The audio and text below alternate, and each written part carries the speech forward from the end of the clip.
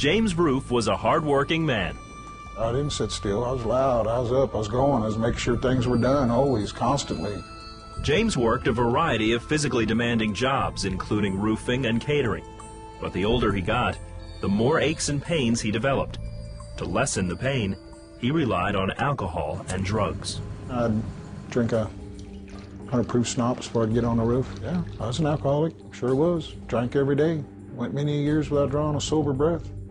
Smoked 3 packs of cigarettes a day. Smoked pot every day. Sold it, dealt in it, knew everybody. I was taking 22 pills a day for different things wrong with my body. Wearing a leg brace, ankle brace, pain pills, blood pressure pills, high cholesterol. The pain pills I took more than I was supposed to.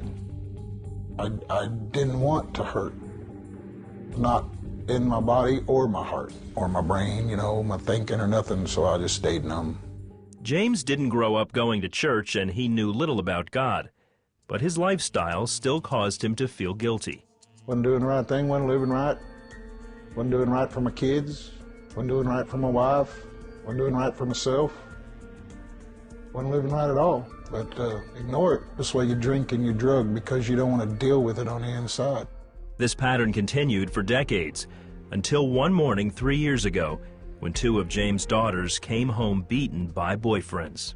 I'd hit a bottom to where I couldn't do what I needed to do for my children. I was drinking, I couldn't drive and go protect them, I couldn't go to the authorities, I couldn't do anything. I had to go lay in bed and sober up for a week. It was during this time that James decided to go to church. He had been randomly in the past, but always struggled to understand the preaching. I sat there and I, for once, understood what was being preached. Was no big words, didn't have to have a college education to understand it. It was real simple. Pastor Ron Childress was leading the service that day. As I begin to minister and preach the gospel, then I hear that voice of God said, go back to him and pray for him. And he walked back to me and stuck his hand out and said, can I pray for you? He said, yeah, somebody need to.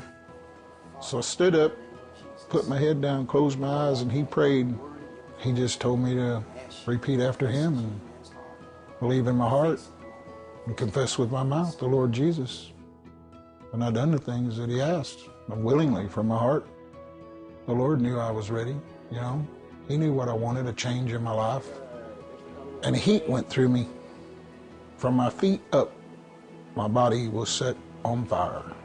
After I prayed for him, and he just stood there like, you know, he was petrified, couldn't move, couldn't do anything. He just stood there. And I knew right then, I said, God, you got him. I said, you got him, pull him on in, you know. You're fishing for men, for souls. And I said, God, bring him on in. And he did. And from that day, he's never been the same. I didn't try to make sense of it at that time. I had peace on me, and I had no pain in my body. I took the leg braces off. They're in there in the closet. I haven't took a pill since. James experienced the miracles of salvation, deliverance, and healing. Dr. Patty Williams is James' physician, and she agrees something extraordinary happened. He's a total miracle from head to foot. And looking over old records, you know, with the liver enzymes and everything, now it's absolutely normal.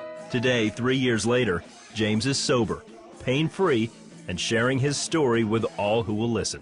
There's a lot of people out there live just like me, and still do, that never knew God like I never knew him, that need to hear it and understand it's very simple, and he loves them. He loves them just as much as he does me. And he said to come as we are. He didn't say to clean up, have a certain amount of money, dress a certain way, act a certain way. He said, come as you are. Lay all of our cares and burdens on him, and he'll take care of it. He'll fix it.